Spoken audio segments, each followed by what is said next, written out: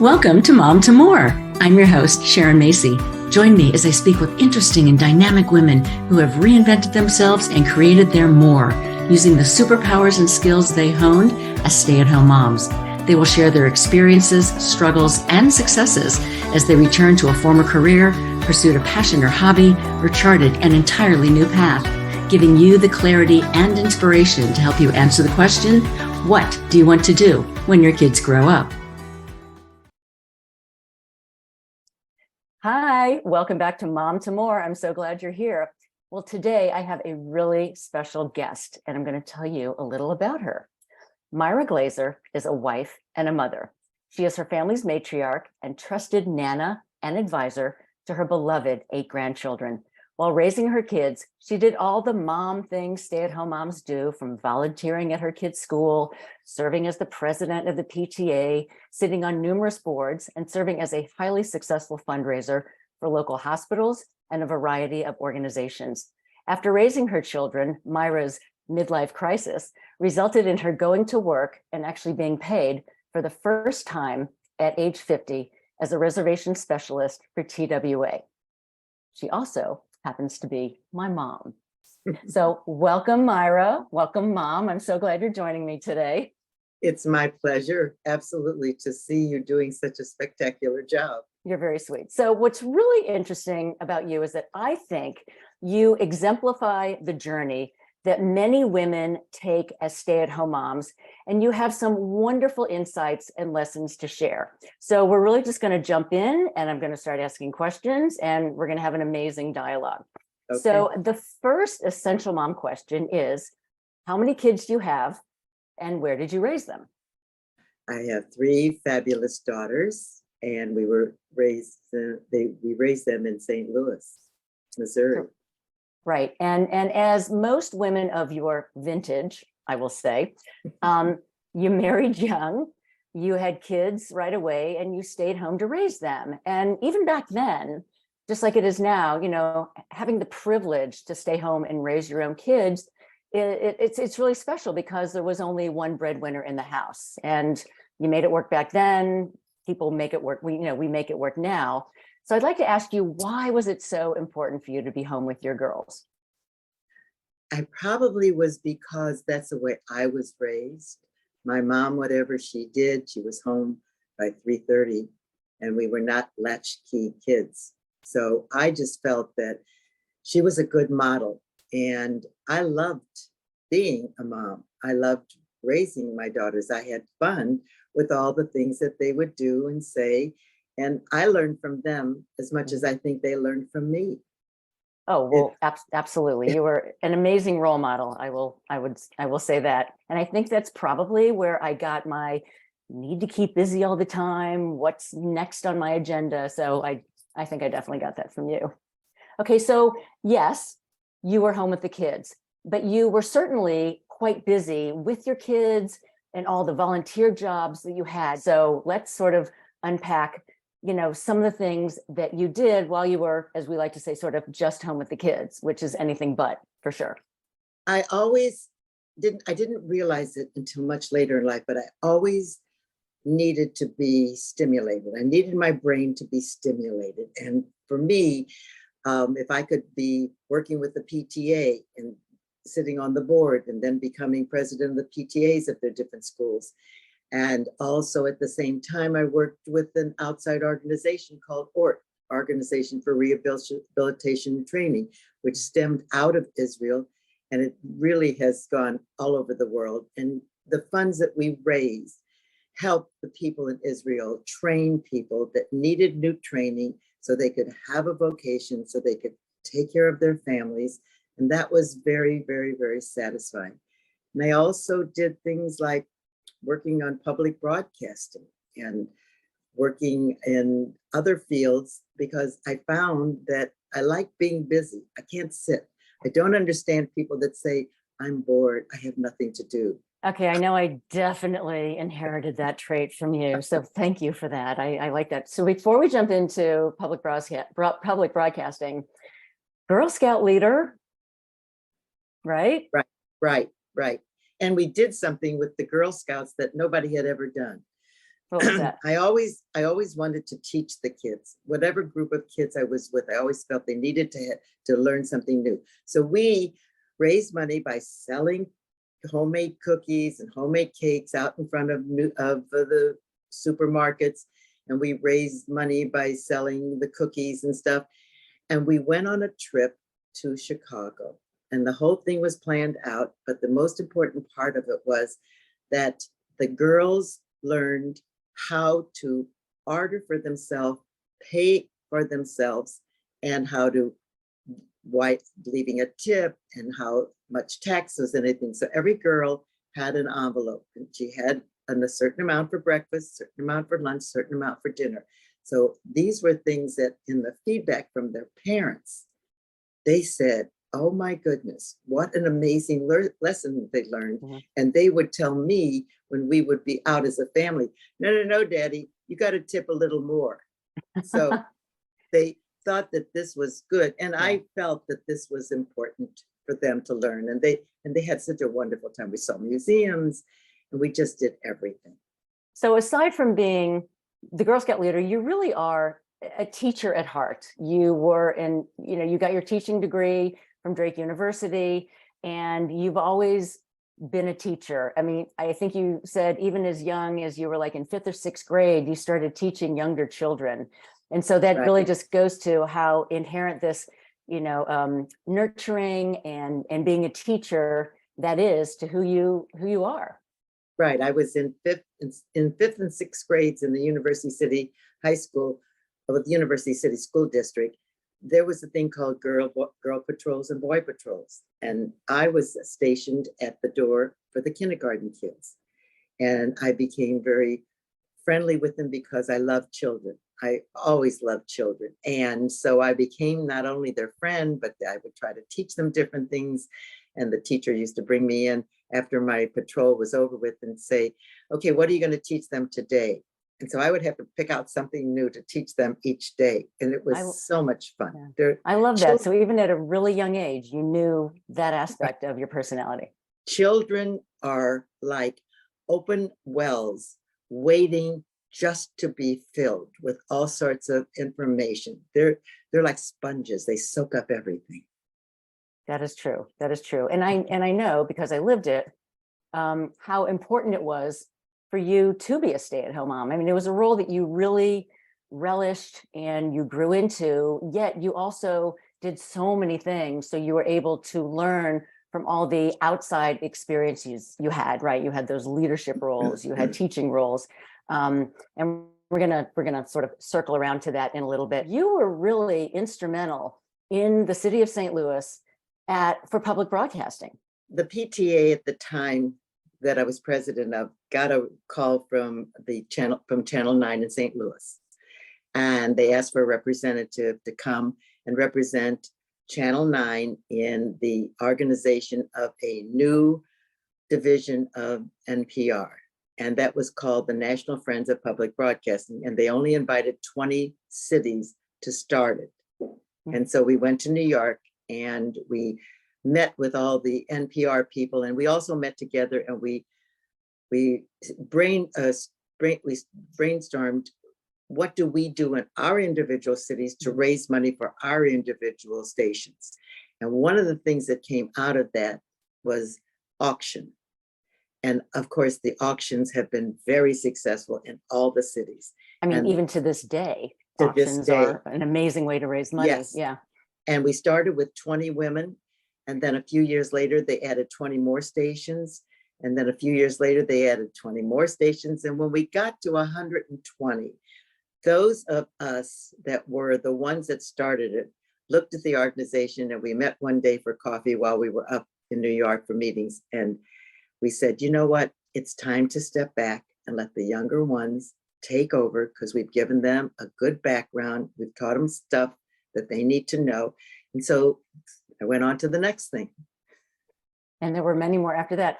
Right. So you said you once attended a public broadcasting dinner, and you sat in between two iconic public broadcasting talents. So who were they? They were I'm drawing a blank. Wait a second. Mr. Captain Kangaroo, Captain Okay, yeah. Kangaroo, and Mr. and oh I gosh, who think was so the is Mr. Rogers, Mr. Rogers? which is Okay, forgive me. incredible because I'm look at the 86, career so that you he know. had. Yeah. Okay, so I was amazed, and that was the year that we saw the premiere of Sesame Street. They used our group and other people to show them this new thing that was coming out. It hadn't come out yet. And when we saw it, I can't, I'll tell you in a minute how you kids reacted. We went to the dinner, and on my left was Captain Kangaroo, and on my right was the other gentleman. And Mr. Rogers. yeah, I turned to them and I said, my kids will never believe this. They'll never believe that I'm having dinner with you. So tell me some things that I can tell them. And we had a wonderful dinner. And I came home and I said to you and your sisters, there's a new show coming out. First, I said that there's a new show coming out called Sesame Street, and you're going to love it. And I had dinner with Captain Kangaroo. And I mean, they just Jealous. said, really, Yeah. they, are you kidding? And it was just so exciting. So these are the perks of being, I think, of volunteering. When you volunteer your time and you get perks like this, you just want to keep going and going and going. And it was wonderful. I love that story. I love that story. And I remember as a kid being on Romper Room, which was a local early educational program. And yeah, I don't know if it was beyond St. Louis, but I remember that distinctly actually as a kid. So we were just talking about, you just brought up the things that you learn from volunteering, because it's not just the volunteering, but it's like mom skills and the superpowers that you use, that you learn, that you, that you gain as you're being a stay-at-home mom. And I'll start it off with one because it's the obvious one, and that is teacher, right? Not only helping us with homework and being a teacher and actually a mom to like so many other kids. You were like neighborhood mom, to everybody. But and then I'll also add mentor to that, right? You were mentor to so many kids. So let's talk about some of the other skills that you developed while you were home with the kids. Well, I realized that when you have my husband was on the road, your dad was on the road, and I was, in charge of you 90% of the time. So I realized that I had to be organized. That was the first thing, because if I wasn't organized, then all the chips would fall apart. So that's when I started really delving into organization. And then, of course, you're managing. You're managing their lives, you're managing their schedules, you're managing your time. And that in itself was another skill that I realized years later that I had.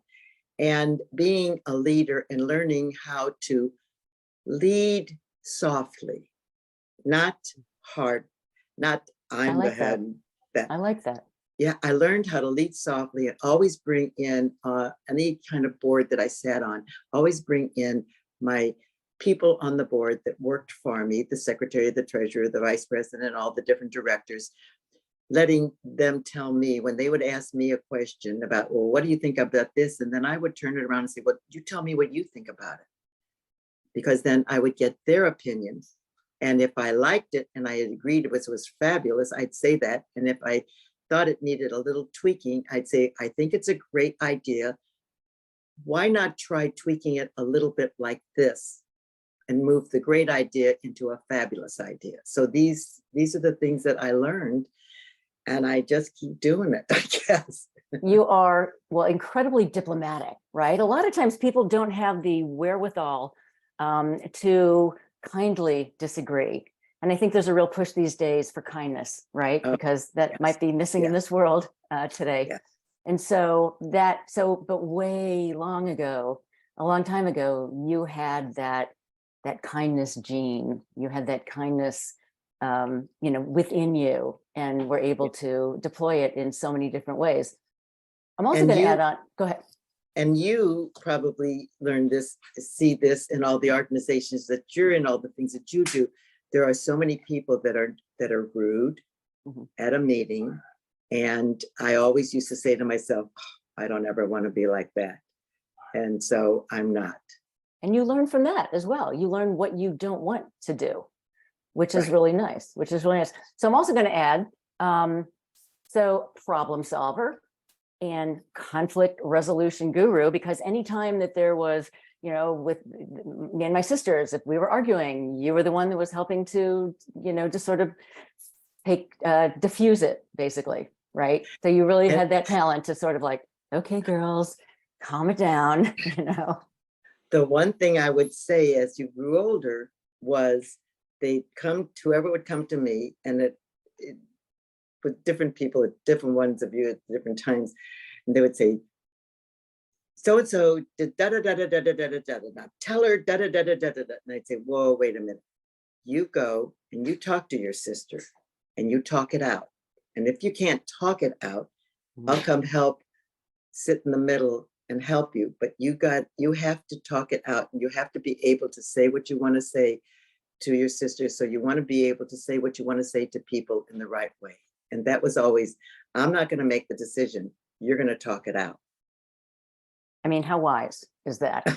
I Because no, it really is, because, you know, that is a you know, a skill that boy, girl, anyone, you know, that any child needs as they go Right. further in life. You have to be able to talk out situations and not realize that maybe your answer is never the only answer. There's other ways to look at it. And so having instilled that I guess flexibility of thought is really nice, And then we'll talk about like the leadership roles you had were just sort of nonstop.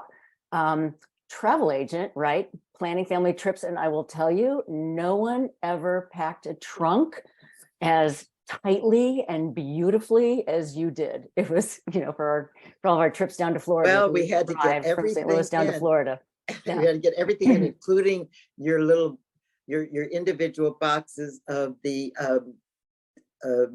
doll that had all the clothes. All three of you had to bring your boxes with your dolls. Right. And we had to find room with everything. Right. And also You're think right. about all the numerous parties that you planned.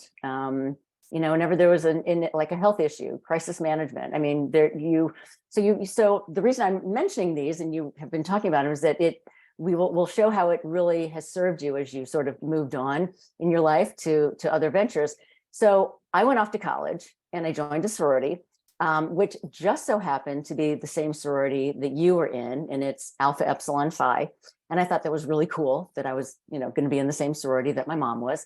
And in true Myra fashion, you reconnected with A Phi in what capacity?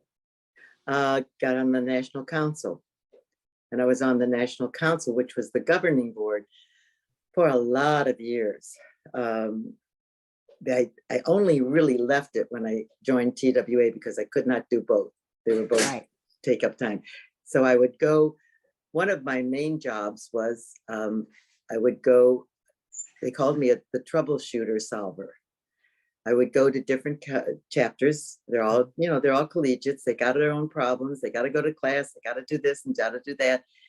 And I had a system that I would use. I would individually interview each one of them and ask them what they think the problem is. And then I would bring them together after I figured out what I was going to say, and bring them together and suggest a way to solve their problems, and then ask them, what do you think is something that you could do better to solve it? And individually, they would say what they think. And it worked out most of the time. Really well. I think you were with them for what, like 10 or 11 years. Yes. And what's also interesting is and you worked with the chapter at Washington University in St. Louis and other chapters, and you are still friends to this day with the women that you met back then, which is pretty incredible. It is. It's wonderful. It's a wonderful feeling that not only are they friends, but they're sisters. Right. And that's true. It does. Most people that enjoy their collegiate days in a sorority or a fraternity, and there's a lot of guys that still have lunch with their fraternity brothers, and they're in their 80s and 90s. Yeah. To me, that was beautiful. I have stayed friends with a number of the women, and one especially, which you know. And it was sitting on the National Council with all these great brains, and I learn from them constantly. I like to evolve. I don't want to be static, stay static. I look at myself when I was in my 20s and my 30s, and I look at myself today and I say, I have evolved into a better person and a smarter person. And I want to keep evolving and keep pushing my brain.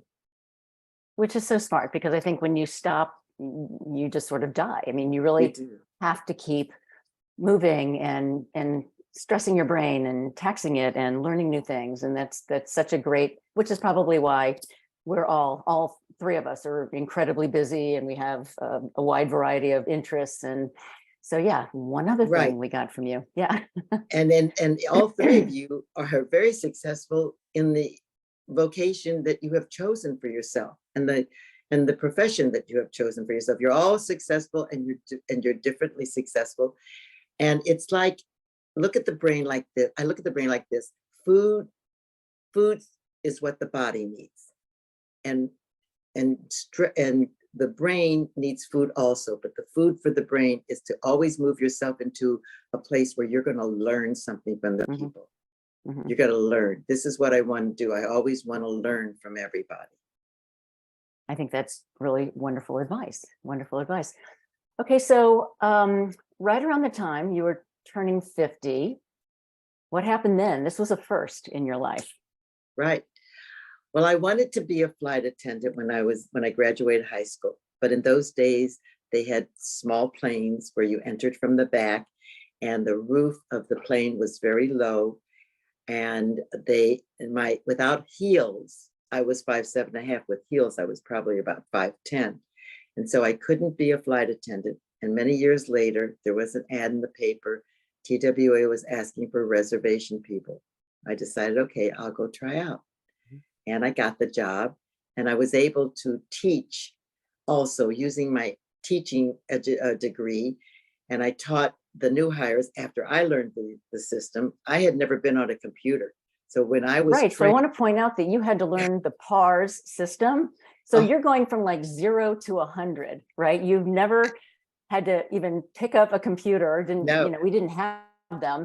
And here you are learning an entire new computer system for reservations for an airline, which is incredible. And this is how naive I was about computers. When the screen would go black, I'd look at the teacher and say, why is my screen black? She says, just tap on this bar and it'll come back. I said, oh, okay. I knew nothing. So and I got the education, then I ended up teaching at the Travel Academy to the new hires, and that was great. And then I taught in the training department also, and loved every minute of it. Loved being a part of TWA. And I love the fact that was your first paying job, right? It was a turning point. Yeah, absolutely. It was a real turning point for you. That was as I said earlier, your midlife crisis. Absolutely. You didn't buy a fast car. You just went out and you got employed. So right. I decided I'd like to get paid for the things that I do. 100%. I hear you, and I agree with that. What's also interesting is all the skills that you were developing years before, in terms of how you speak to people.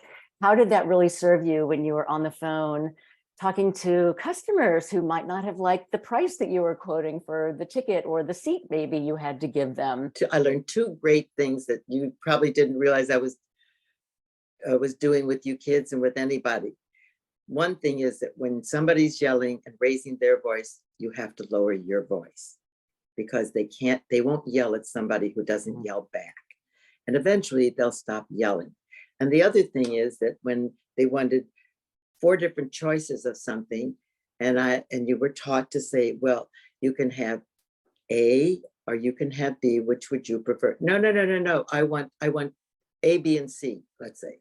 No, you can have A and you can have B, and you just keep saying it until eventually they say, okay, I'll take A or I'll take B. So these are things that if you don't give a child too many choices, you give them 2 choices, even an adult, give them 2 choices. They'll take one or the other. You give them 3, they're not sure. Exactly. That's a really good lesson. Yeah. Not too many choices for kids. It's like A or B, that's it. We're going to call it a day. Right. So, and after you left, you got so much wonderful feedback from the people that you worked with. They gave you a lovely going away party, but they also gave you a book. What was in that book? It was letters that were sent to the company complimenting me from customers. And then they had pictures from the years that I was with the company in that also. And it was wonderful to read the letters because I did remember a lot of the names. Mm-hmm. And it was very gratifying, extremely gratifying. And I jumped into my occupation in the city with the hospital. Yeah, so that was the next thing. So you really are a volunteer extraordinaire. So all right, so after you got paid finally, yay, you deserve that. So back to volunteering, and this was no surprise to anyone who knows you that you became president of the Barnes Jewish Hospital Auxiliary in St. Louis. So, and you were there for how many years? Let's talk about that a little. Well, I was you were president for 2 years, but if the board that you were president of wanted to have you an extra year, you weren't able to get that, but they never let anybody be more than 3 years. So I was 3 years working with a phenomenal board of women that I sat on the board prior to it. I sat on the board from 2000 to 2003. Then I became president in 2003, had a phenomenal board of women, learned a lot because as the president of the auxiliary, I was allowed to sit on what they called the big board of the hospital, where all the decisions were made. And it was the board of trustees. The board of trustees. Board of directors. Yeah, it was mainly men, but that's okay because you learn from all sexes. And really? It was fabulous experience. It really was.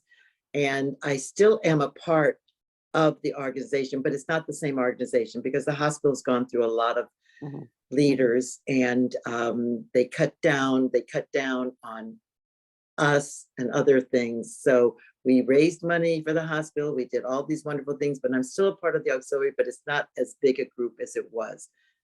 So it was wonderful experience too. We had absolutely. I mean, what I love about sort of your lifespan and your life's work is that, you knew early on that teaching was something that was really important to you, and bettering the lives of children around you.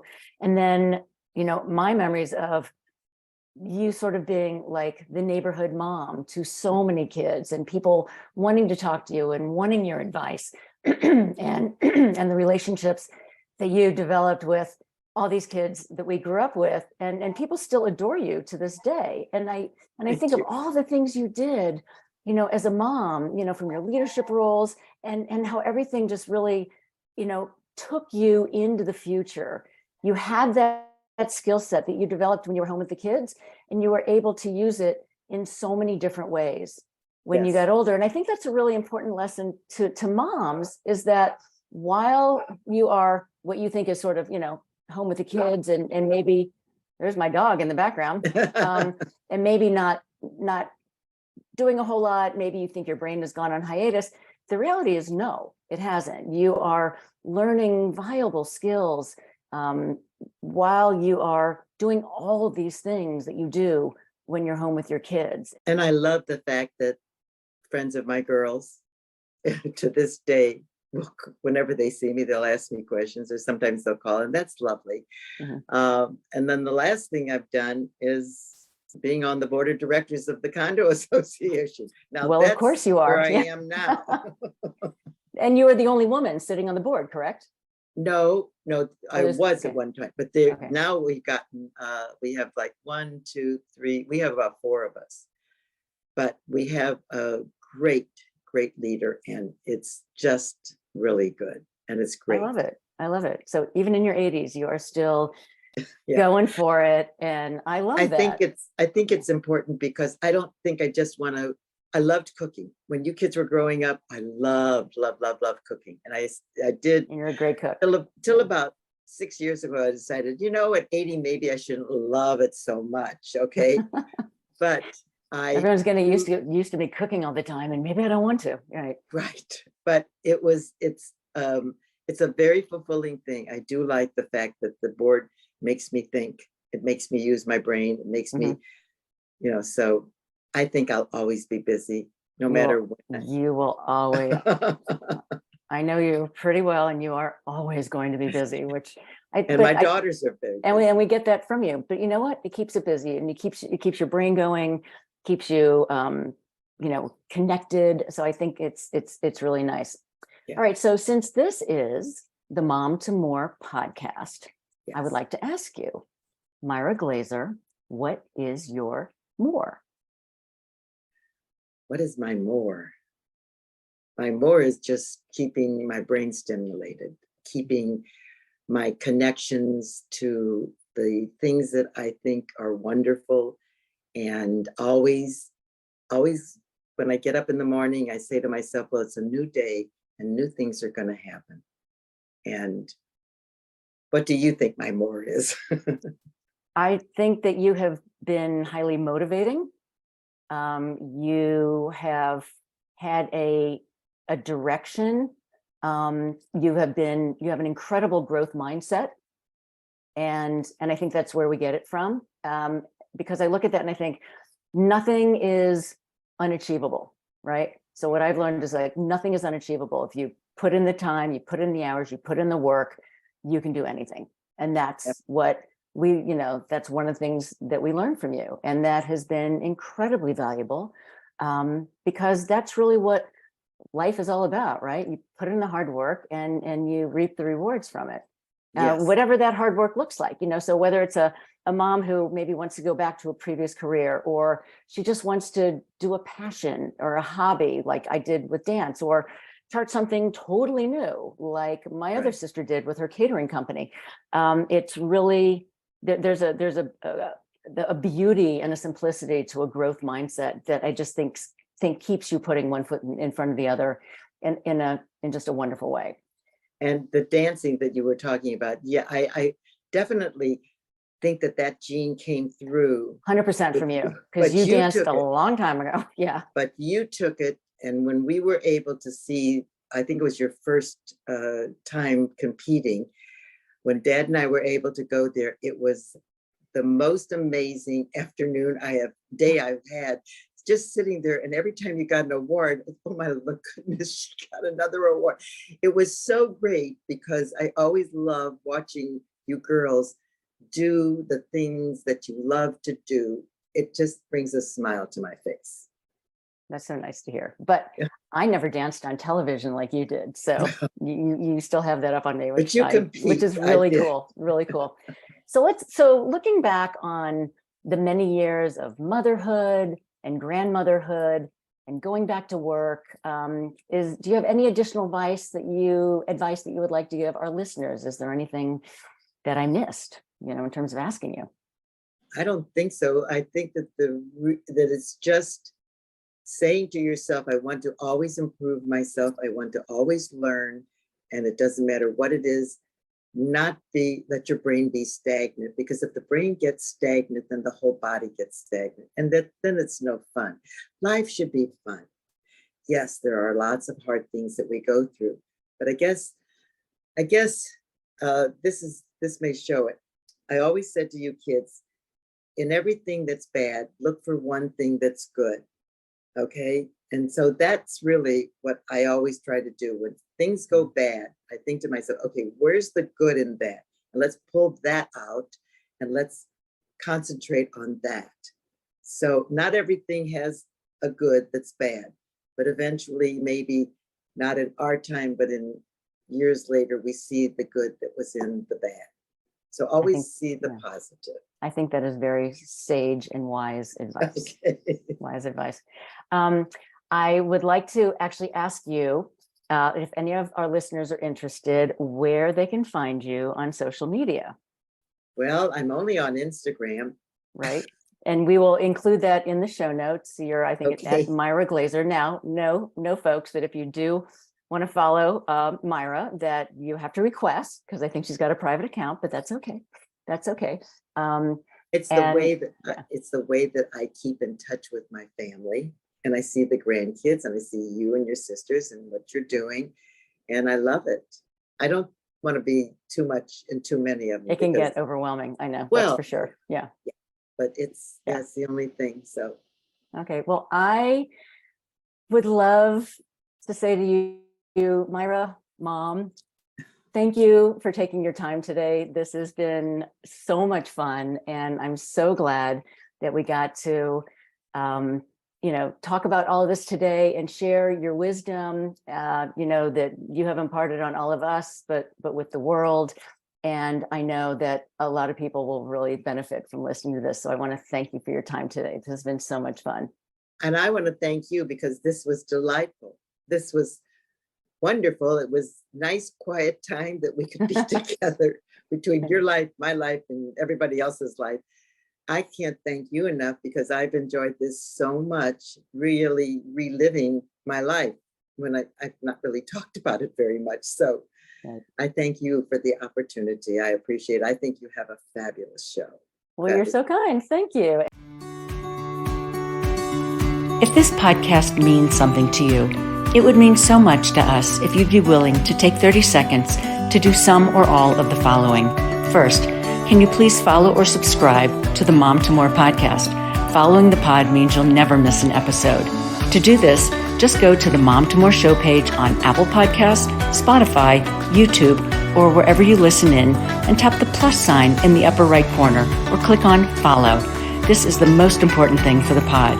While you're there, if you'd be willing to give us a 5-star rating and review and share an episode with another mom, we'd be most grateful and appreciate your support. Thanks for listening in, and we'll see you next time.